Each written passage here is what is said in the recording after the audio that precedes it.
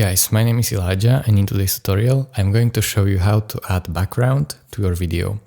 So let's say I will import video, this one, going to my timeline, and as you can see this video has background, but I will get rid of it by going over to video, cut out, and auto cut out.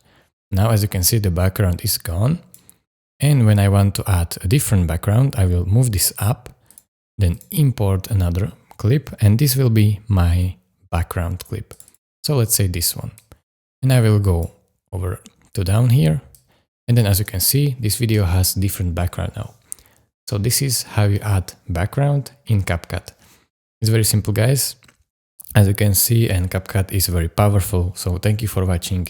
If this video was helpful to you, consider subscribing and liking this video, and I will see you in the next one. Thank you again, and bye bye.